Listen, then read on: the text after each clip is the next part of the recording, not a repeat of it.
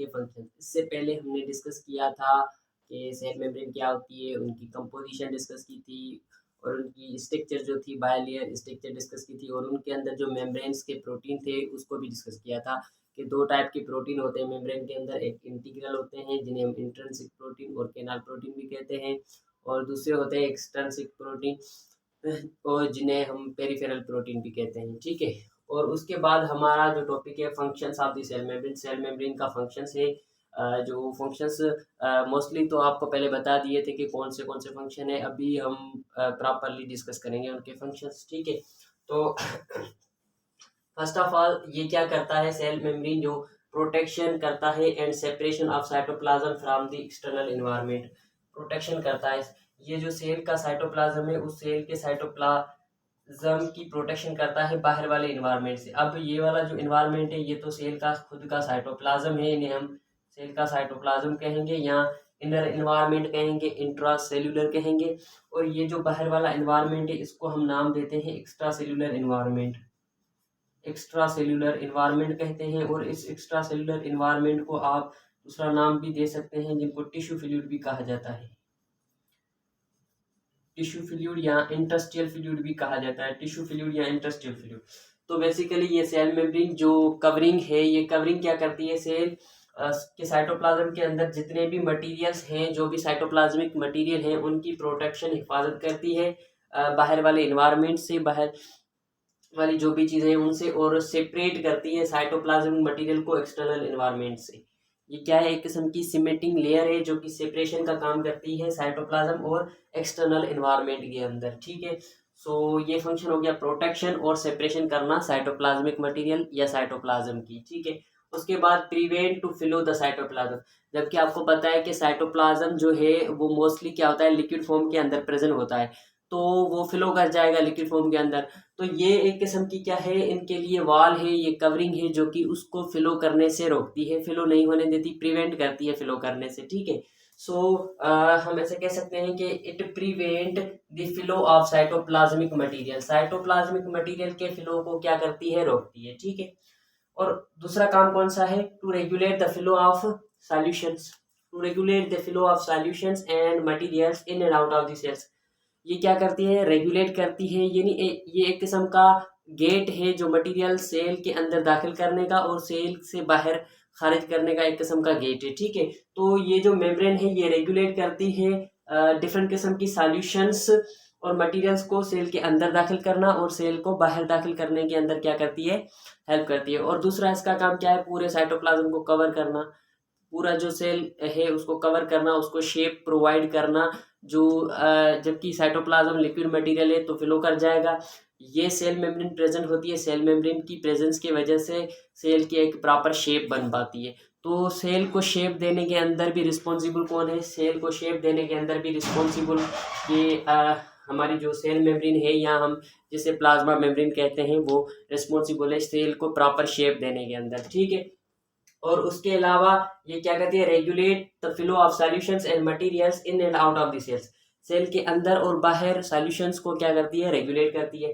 Solution को regulate करने से मुराद ये है कि ये मटेरियल्स की ट्रांसपोर्टेशन करती है, मटेरियल की क्या करती है, ट्रांसपोर्टेशन करती है सेल के इन और out, transportation of materials in and out of the cells. एक सर्टेन लिमिटेशन के अंदर ट्रांसपोर्टेशन होती है इनकी या रेगुलेशन होती है, उस लिमिटेशन को हम कहते हैं सेमी परमिबिलिटी और डिफरेंशियल परमिबिलिटी या सिलेक्टिव परमिबिलिटी। एक लिमिट के अंदर होती है, जो चीज़ों की जो एक्सचेंज होती है वो लिमिट के अंदर होती है, उस लिमिट को हम कहते हैं कि सिलेक्टिव परमिबिलिटी और सेमी परमिबिलिटी। ठीक है, तो ट्रांसपोर्टेशन करती है एक लिमिट के अंदर, उस लिमिट को हम क्या कहते हैं, सेमी परमिबिलिटी।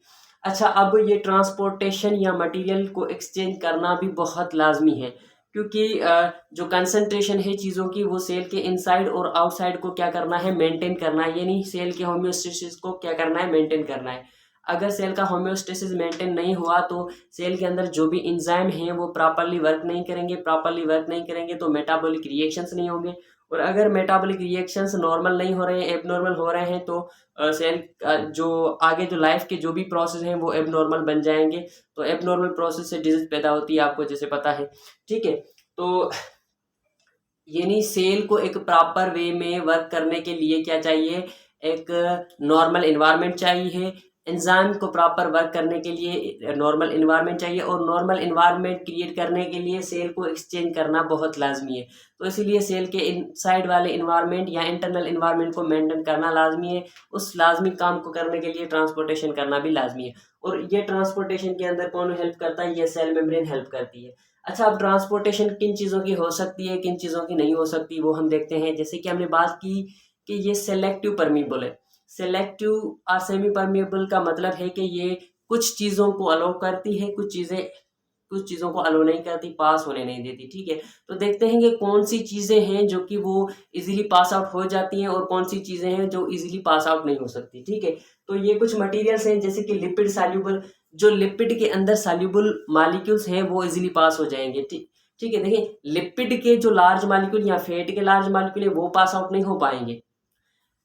फैट के जो लार्ज मॉलिक्यूल है वो पास आउट नहीं हो पाएंगे, लेकिन लिपिड के अंदर जो सॉल्यूबल मॉलिक्यूल्स हैं, जैसे लार्ज साइज मॉलिक्यूल हो गए, वो भी पास आउट हो जाएंगे। लेकिन क्या होना चाहिए, वो लिपिड के अंदर सॉल्यूबल होना चाहिए। जैसे कि हमारे पास ईथर आ गया, अल्कोहल आ गया, ये क्या है, लिपिड के अंदर सॉल्यूबल है, तो ये इजीली पास आउट हो जाएंगे, ये इजीली पास आउट हो जाएंगे। लेकिन अगर लिपिड के खुद के मॉलिक्यूल हैं, फैट के बड़े मॉलिक्यूल हैं, तो वो पास आउट नहीं हो पाएंगे। ठीक है, अच्छा, उसके अलावा यानी हम इसे कह सकते हैं कि ये इजीली पास आउट हो जाएंगे, ये इजीली पास हो जाएंगे सेल मेम्ब्रेन के अक्रॉस। इनसाइड भी पास आउट हो जाएंगे और आउटसाइड भी पास हो जाएंगे। ठीक है, जो लिपिड के अंदर सॉल्यूबल होंगे, जैसे ईथर हो गया, अल्कोहल हो गया, ये लिपिड के अंदर सॉल्यूबल होते हैं। अच्छा, न्यूट्रल मॉलिक्यूल्स जो होंगे वो भी इजीली पास आउट हो जाएंगे। जो न्यूट्रल है, जिनके ऊपर कोई भी इलेक्ट्रिक चार्ज नहीं मौजूद है, तो वो भी पास आउट हो जाएंगे। और इस न्यूट्रल मॉलिक्यूल के अंदर क्या चीज़ें आ जाती है, इस न्यूट्रल मॉलिक्यूल के अंदर पहले तो हम लिख लेते हैं कि ये इजीली पास आउट हो जाएंगे, इजीली पास हो जाएंगे। ठीक है, तो वो न्यूट्रल मॉलिक्यूल कौन से हैं, जैसे कि ग्लूकोज का मॉलिक्यूल हो गया, और जो रेस्पिरेटरी गैसेस हैं, कार्बन डाइऑक्साइड और ऑक्सीजन, वो भी इजीली पास आउट हो जाएंगे। H2O का मॉलिक्यूल हो गया, ये क्या होंगे, इजीली पास आउट हो जाएंगे, क्योंकि ये क्या है, न्यूट्रल मॉलिक्यूल हैं, तो ये इजीली पास हो जाएंगे। यानी इन चीज़ों के लिए ये मेम्ब्रेन क्या है, परमिएबल है। इन चीज़ों को ये मेम्ब्रेन परमिट करती है, अलाउ करती है, पास आउट होने देती है। ठीक है, बाकी हो गए चार्जड मॉलिक्यूल्स या चार्जड पार्टिकल, जो कि आयंस होते हैं। चार्जड पार्टिकल्स को हम आयंस ही कहते हैं, जिनके ऊपर चार्ज प्रेजेंट होती है, पॉजिटिव या नेगेटिव। तो वो डिफिकल्ट है, वो पास आउट नहीं होंगे। उनको पास करने के लिए खास जो है प्रोटीन के चैनल्स बने होंगे, जो कि प्रोटीन के चैनल्स उनको पास करवाएंगे। ये इजीली मेम्ब्रेन के थ्रू पास आउट नहीं होंगे। यानी हम ऐसे कह सकते हैं कि चार्जर पार्टिकल्स के लिए, आयंस के लिए जो सेल मेम्ब्रेन है वो इम्परमिएबल है, वो परमिएबल नहीं है आयंस के लिए। आयंस के लिए क्या है, इम्परमिएबल है। ठीक है, तो जैसे पोटाशियम का आयन हो गया, सोडियम का आयन हो गया, और कैल्शियम के आयन होंगे। तो इस तरीके से ये जो भी आयोनिक मटेरियल्स होगा या चार्जड पार्टिकल जितने भी होंगे, उनको पास आउट होने के अंदर क्या होगी, डिफिकल्टी होगी। तो ये क्या है, डिफिकल्ट होंगे, पास होना क्या होंगे, डिफिकल्ट होंगे।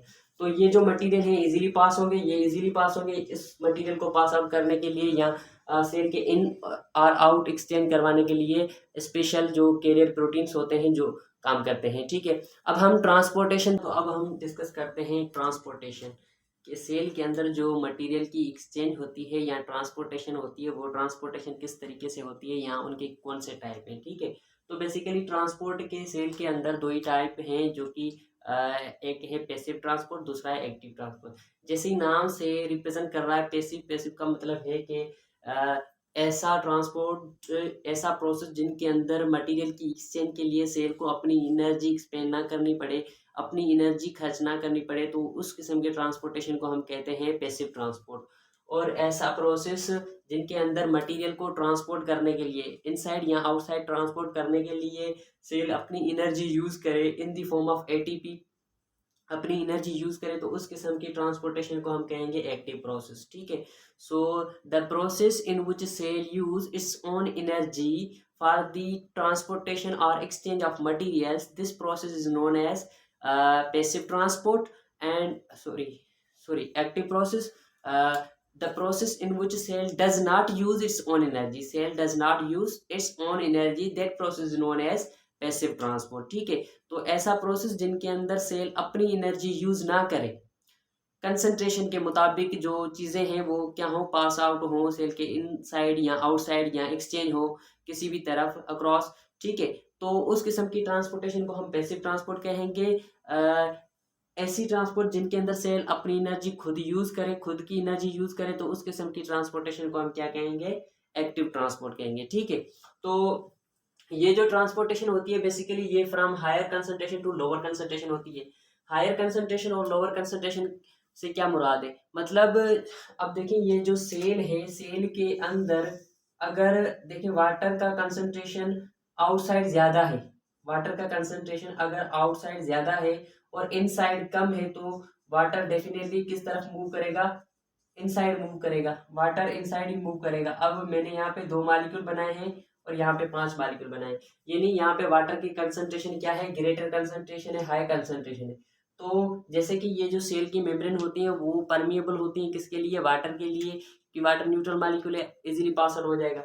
अब ये वाटर के मॉलिक्यूल इनसाइड मूव करना स्टार्ट करेंगे, इस मूवमेंट के अंदर या वाटर के मॉलिक्यूल की मूवमेंट के अंदर सेल ने अपनी कोई भी एनर्जी यूज नहीं की, अपनी कोई भी एनर्जी खर्च नहीं की। ये जो मॉलिक्यूल्स वाटर के अंदर मूव कर रहे हैं, सेल के इनसाइड मूव कर रहे हैं, ये बेसिकली कंसंट्रेशन ग्रेडियंट के मुताबिक मूव कर रहे हैं। हायर कंसंट्रेशन बाहर थी, लो कंसंट्रेशन अंदर थी, इस वजह से ये मॉलिक्यूल अंदर मूव कर रहे हैं। ठीक है, इनके अंदर सेल ने खुद ने अपनी कोई भी एनर्जी यूज नहीं की। तो इस किस्म की जो मटेरियल की एक्सचेंज होती है या मटेरियल की ट्रांसपोर्टेशन होती है जिनके अंदर सेल अपनी एनर्जी यूज ना करे, जस्ट अ कंसंट्रेशन ग्रेडियंट के मुताबिक चीज़ें मूव करें, तो उस किस्म की ट्रांसपोर्टेशन को हम पैसिव ट्रांसपोर्ट का नाम देते हैं। और ये हमेशा जो पैसिव ट्रांसपोर्ट है वो हमेशा क्या होगी, हायर कंसंट्रेशन से लेकर लोअर कंसंट्रेशन की तरफ होगी, हायर कंसंट्रेशन से लोअर कंसंट्रेशन।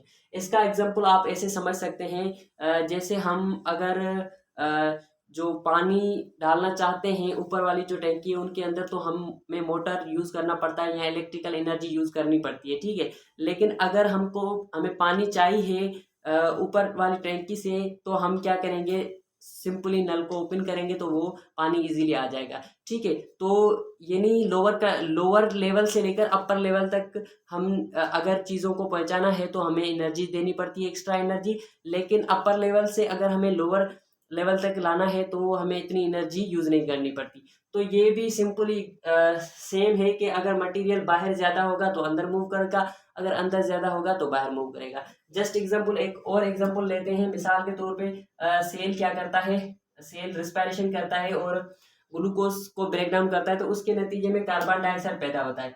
अब कार्बन डाइऑक्साइड सेल के अंदर बहुत ज़्यादा क्वांटिटी के अंदर हो गया है। अब कार्बन डाइऑक्साइड सेल के अंदर पैदा हो रहा है तो अंदर ज़्यादा होगा और बाहर क्या है, कम है। तो ये कार्बन डाइऑक्साइड जो है ये ऑटोमेटिक इजीली क्या करेगा, बाहर मूव करेगा। इसके बाहर मूवमेंट के लिए सेल को कोई भी अपनी एनर्जी एक्सपेंड या अपनी एनर्जी खर्च नहीं करनी पड़ेगी, ये जस्ट अ कंसंट्रेशन ग्रेडियंट के तौर पे क्या करेंगे, मूव करेंगे। क्योंकि ये अंदर कंसंट्रेशन क्या है, ज़्यादा है, हाई कंसंट्रेशन है, बाहर लो कंसंट्रेशन है, तो इसके लिए ये अंदर से हाई कंसंट्रेशन से लो कंसंट्रेशन की तरफ मूव करेंगे। सेल को कोई भी अपनी एनर्जी यूज नहीं करनी पड़ेगी। तो इस किस्म की ट्रांसपोर्टेशन को हम नाम देते हैं पैसिव ट्रांसपोर्ट का।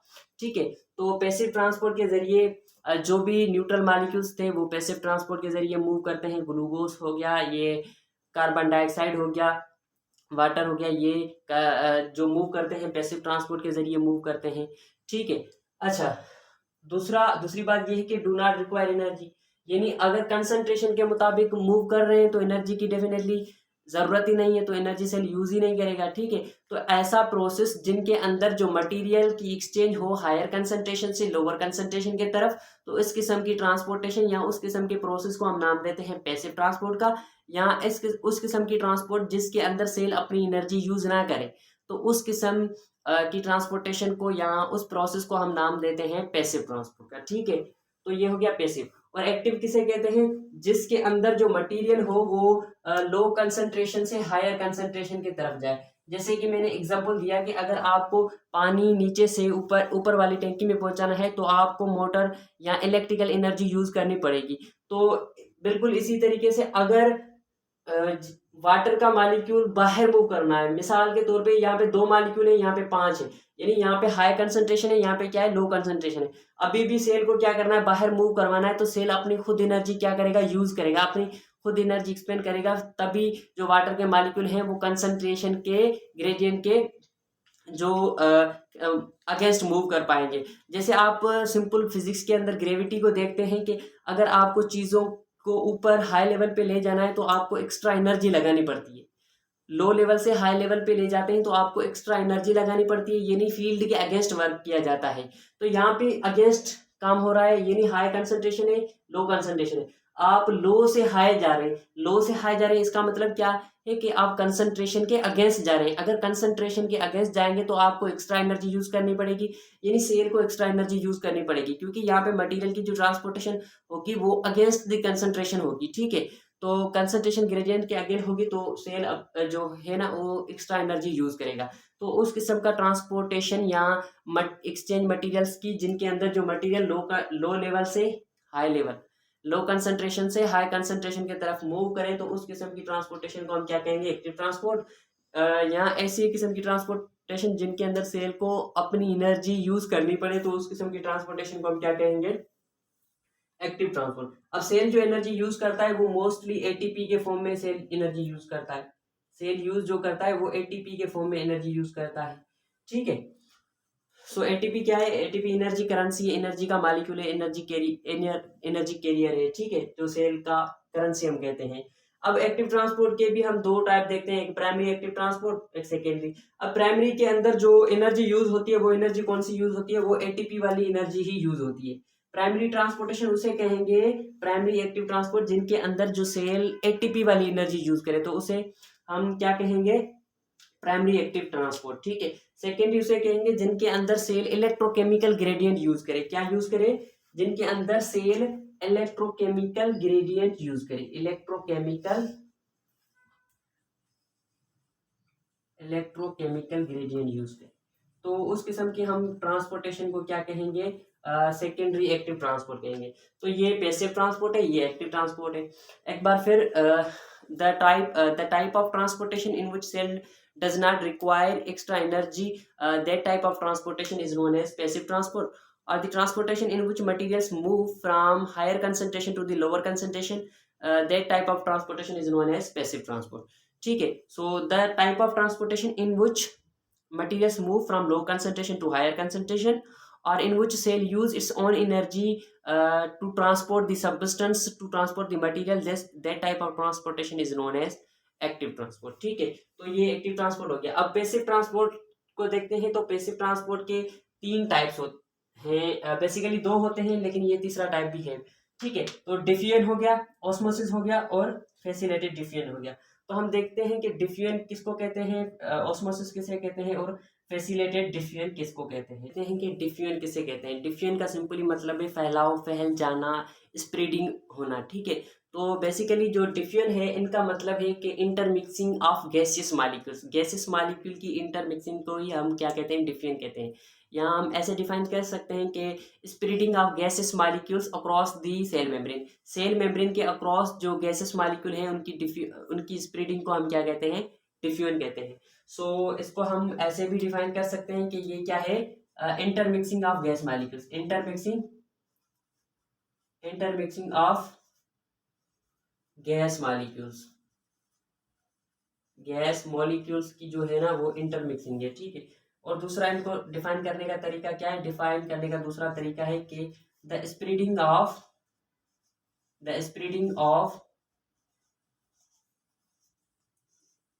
gaseous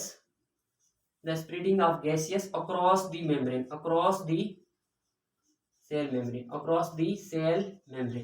सेल मेम्ब्रेन के अक्रॉस जो गैसेस मॉलिक्यूल की जो डिफ्यूजन होती है या स्प्रेडिंग होती है, फैलाव होता है, उसे हम क्या कहते हैं, डिफ्यूजन कहते हैं। और डिफ्यूजन के जरिए कौन सी चीज है जो कि एक्सचेंज होती हैं, वो है रिस्पायरेटरी गैसेस। जो भी रिस्पायरेटरी गैसेस हैं वो जैसे कि कार्बन डाइऑक्साइड हो गया, और जो हमारे पास ऑक्सीजन हो गया, कार्बन डाइऑक्साइड और ऑक्सीजन, ये क्या है, रिस्पायरेटरी गैसेस कहलाते हैं। ये डिफ्यूजन वाले प्रोसेस के थ्रू सेल के इनसाइड और आउटसाइड क्या करते हैं, मूव करते हैं, जस्ट कंसंट्रेशन ग्रेडियंट के तौर पे इनको मूव करने के लिए या इनसाइड या आउटसाइड ट्रांसपोर्ट होने के लिए किसी भी एक्स्ट्रा एनर्जी की नीड नहीं होती, ठीक है। तो डिफ्यूजन किसे कहते हैं? इंटरमिक्सिंग ऑफ गैस मॉलिक्यूल्स, इनके जरिए रेस्पिरेटरी गैसेस जो सेल के इनसाइड और आउटसाइड मूव करते हैं। और हम ऐसे भी डिफाइन कर सकते हैं कि the spreading of gas molecules across the cell membrane, cell membrane के अक्रॉस गैस मॉलिक्यूल की जो स्प्रेडिंग होती है उसे हम क्या कहते हैं? डिफ्यूजन कहते हैं, ठीक है।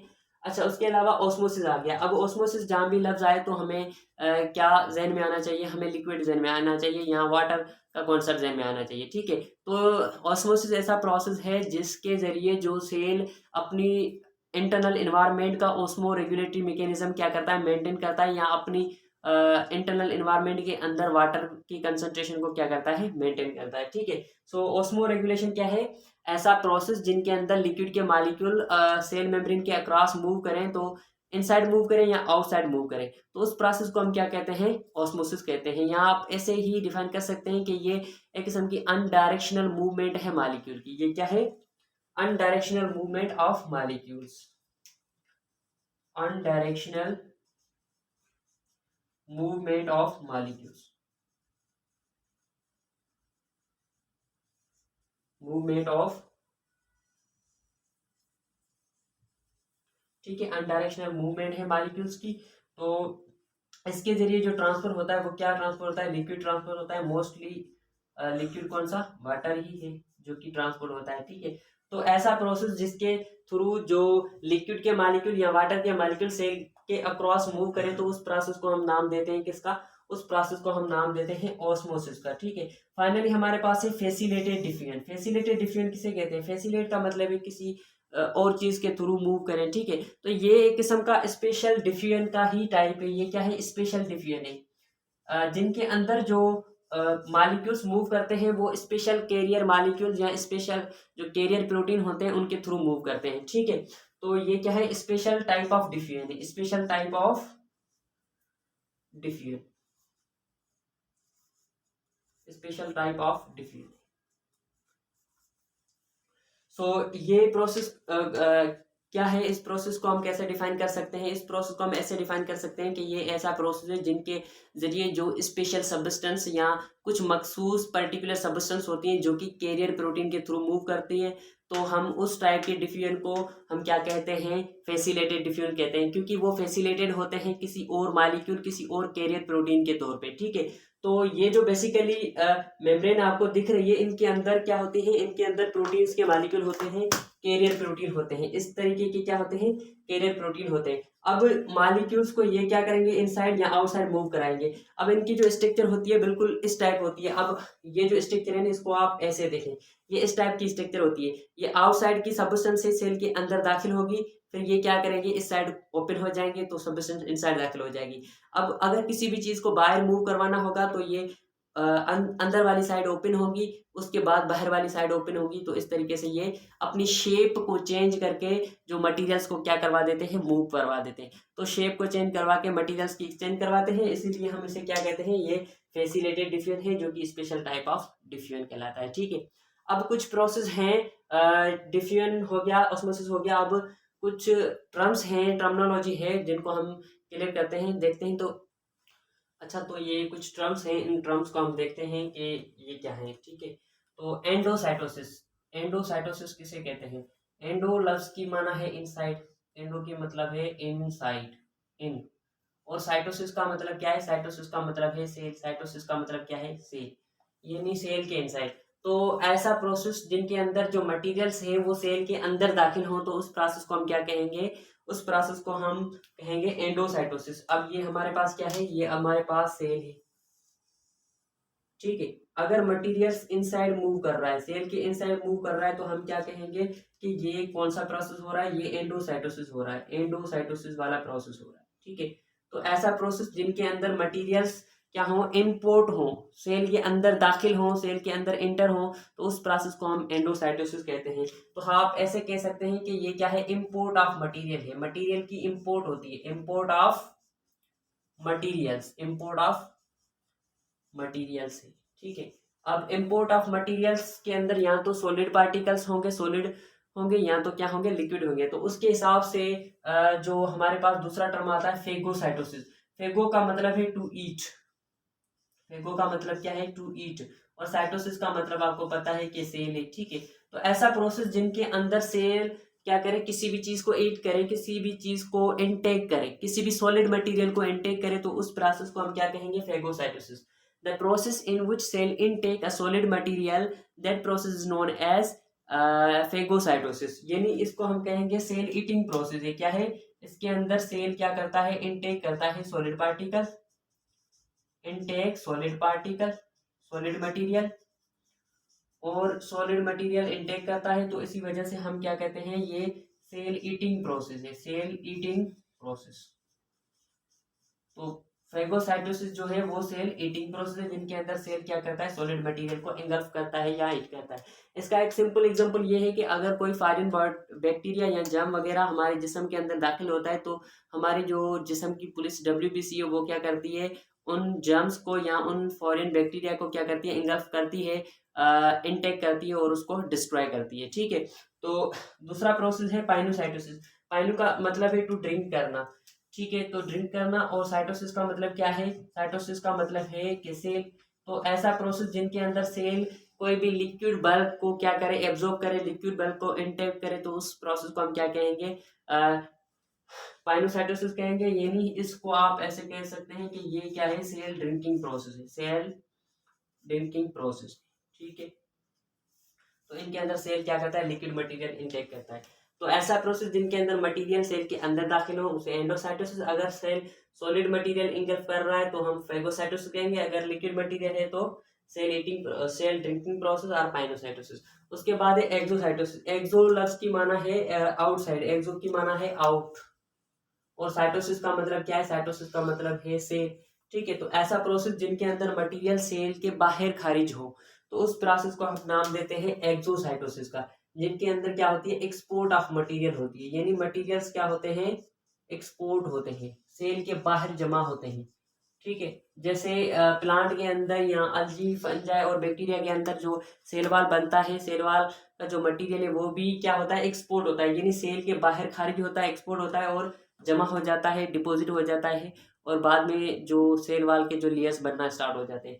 तो इनके अंदर मटेरियल्स की एक्सपोर्ट होती है, यानी सेल के बाहर मटेरियल मूव करता है। तो ये कुछ टर्म थे जो कि हमने क्लियर कर लिए। यहाँ पे हमारा टॉपिक खत्म होता है सेल मेम्ब्रेन का। उसके बाद जो टॉपिक आएगा वो न्यूक्लियस का होगा, जो कि हम नेक्स्ट वीडियो के अंदर देखेंगे इंशाल्लाह। खुदा हाफिज।